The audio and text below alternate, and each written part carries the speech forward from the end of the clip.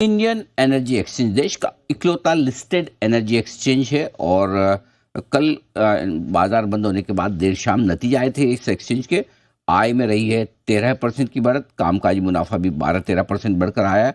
Margin सुधरे हैं, 84.5% से मार्जिन 86% के आसपास बड़े इंप्रेसिव रहे और मुनाफे में 9% की रही बढ़त। आइए मुलाकात करते हैं इंडियन एनर्जी एक्सचेंज के चेयरमैन और मैनेजिंग डायरेक्टर एस.एन. गोयल साहब कार्यक्रम में हो रहे हैं शामिल। सर ने एनआईटी राउरकेला से इलेक्ट्रिकल इंजीनियरिंग की डिग्री हासिल की है। फैकल्टी ऑफ मैनेजमेंट स्टडीज से आपने एमबीए भी किया है। 2021 से आप कंपनी के एमडी हैं। सर बहुत बहुत स्वागत है आपका, धन्यवाद हमें समय देने के लिए। जैसा कि हमारे रिकॉर्ड बता रहे हैं कि ये साल और ये तिमाही दोनों ही आपके लिए ऐतिहासिक रही है। अब तक का शायद हाईएस्ट रेवेन्यू आपने हासिल किया इस तिमाही में। बताएं सर, मजबूत नतीजों के पीछे क्या खास वजह रही है? नमस्कार अनिल जी। नमस्कार और जी बिजनेस के सभी दर्शकों का हमारा नमस्कार। देखिए, ऐसा है कि इंडिया एक डेवलपिंग इकोनॉमी है और पावर की डिमांड यहाँ पर लगातार बढ़ती रहेगी, कई सालों तक बढ़ेगी। लास्ट ईयर भी डिमांड के अंदर में करीब करीब 7.7% का ग्रोथ रहा और इसके साथ साथ में कई और चीजें पॉजिटिव रही। कोल का प्रोडक्शन करीब 11% इंक्रीज हुआ, इंपोर्टेड कोल के प्राइस कम रहे, कोल का स्टॉक पावर प्लांट के अंदर में करीब करीब 20 दिन का हो गया, जो कि हाईएस्ट एवर था। और इन सब के कारण से जनरेशन काफी अच्छा रहा। हमारे यहाँ पर पावर की सेल काफी रही, डिमांड बढ़ने के कारण से डिमांड भी रही, तो वॉल्यूम ग्रोथ करीब करीब हमारा 14% रहा। प्राइस जो डिस्कवर हुआ एक्सचेंज के ऊपर में, वो लास्ट ईयर के मुकाबले में 12% कम रहा। लास्ट ईयर हमारा क्लियरिंग प्राइस 5 रुपए 24 पैसे था, जबकि इसके पहले साल 5 रुपए 94 पैसे था। तो ये सब बड़े पॉजिटिव इंडिकेटर्स हैं फ्यूचर के लिए भी। आने वाले साल के अंदर में भी अब देख रहे हैं कि 45 दिनों के अंदर, पिछले 45 दिनों में डिमांड जो है काफी 11-12% ग्रो की है। हमारा वॉल्यूम 20% ग्रो किया है इन 45 दिनों के अंदर में। और गवर्नमेंट ने भी काफी इनिशिएटिव लिया है, पॉजिटिव इनिशिएटिव लिया है मार्केट को डेवलप करने के लिए।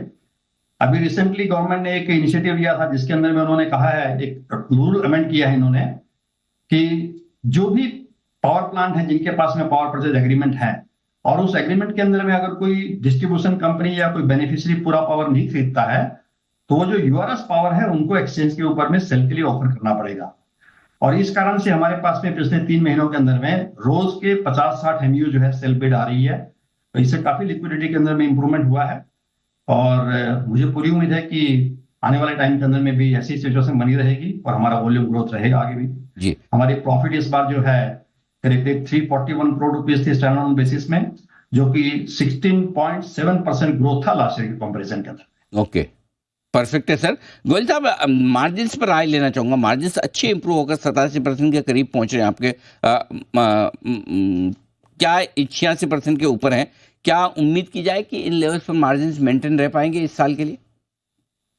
हाँ साहब, देखिए ऐसा है कि एक्सचेंज बिजनेस के अंदर में कॉस्ट जो होती है फिक्स कॉस्ट होती है। एम्प्लॉय कॉस्ट है जिसके अंदर में एनुअल इंक्रीमेंट के कारण से थोड़ी सी इंक्रीज होती है, थोड़ा बहुत आईटी के अंदर में इंक्रीज होता है।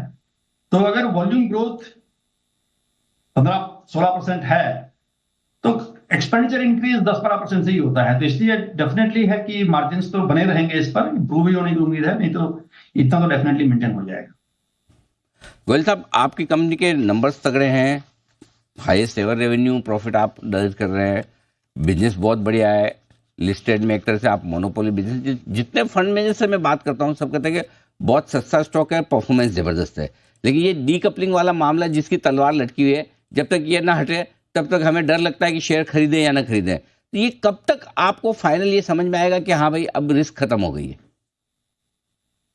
साहब देखिए, इसका तो कहना बड़ा मुश्किल है जी, पर मैं आपको थोड़ा सा एक बात बताता हूं कि 6 फरवरी को सीआरसी ने एक ऑर्डर इशू किया था, जिस ऑर्डर के अंदर उन्होंने बहुत क्लियरली लिखा है कि हमने जनवरी फरवरी मार्च 2023 का डाटा लेकर के एक सिमुलेशन स्टडी की थी और उस सिमुलेशन स्टडी में पाया गया कि डे हेड मार्केट या आरटीएम मार्केट को सिर्फ कपल करने से कोई एडवांटेज मिलने वाला नहीं है। टेस्ट उन्होंने अपने रिजल्ट्स को भी लिखा है अपने ऑर्डर के अंदर में, उसमें कहा है कि इससे कोई सिग्निफिकेंट एडवांटेज नहीं है, इसलिए इस कपलिंग करने का शायद कोई फायदा नहीं होगा। उन्होंने कुछ और ऑप्शंस, अल्टरनेट ऑप्शंस को एक्सप्लोर किया है, जिसके अंदर में उन्होंने कहा है कि हम आरटीएम के साथ में स्केड की कपलिंग करके देखें। अब स्केड जो होती है वो पीपीए वाले प्लांट के अंदर में होती है और जो आरटीएम है ये मर्चेंट प्लांट का है। दोनों की कपलिंग हो सकती है या नहीं हो सकती है, ये सब इश्यूज हैं उसके अंदर में। उन्होंने एनएलडीसी को कहा है कि आप 2 महीने में सॉफ्टवेयर को डेवलप कीजिए और फिर 4 महीने का सिमुलेशन करके डाटा बताइए और अगर कुछ बेनिफिट होगा तो सोचेंगे आगे क्या करना है। अब इस ऑर्डर को इशू किए हुए भी मेरे ख्याल से अब 3.5 महीने हो गए हैं, और सिमुलेशन करने के लिए तो हमसे डेली बेसिस का डाटा लेना पड़ेगा इनको। अभी तक जो है ऐसी कुछ हमारे पास में डिमांड नहीं आई है। इसका मतलब सॉफ्टवेयर पर काम चल रहा है, सॉफ्टवेयर का काम अभी हुआ नहीं है पूरा। तो देखिए अभी कब सॉफ्टवेयर बनेगा, उसके बाद में सिमुलेशन होगा, ये सब चीजों में टाइम लगता है। हाँ, ये जरूर है कि जब तक सिमुलेशन नहीं होता और सीआरसी इसके ऊपर में कोई व्यू नहीं लेती है, तब तक ये एक ओवरहैंग बना रहेगा। परफेक्ट, बहुत बहुत पर जैसा मैंने पहले भी कहा है, जी जी जी, कपलिंग का कोई एडवांटेज नहीं है और ये होने वाला मुझे नहीं लगता कि ये होगा। ये बात है, हम भी उम्मीद करते हैं कि ना हो, ताकि आईएक्स के शेयर होल्डर्स को बड़ा फायदा मिले। इस पर रहेगा इंतजार। फिलहाल गोयल साहब बहुत बहुत धन्यवाद, आपने समय दिया और विस्तार से नतीजों पर, आगे के आउटलुक पर बातचीत की। आइए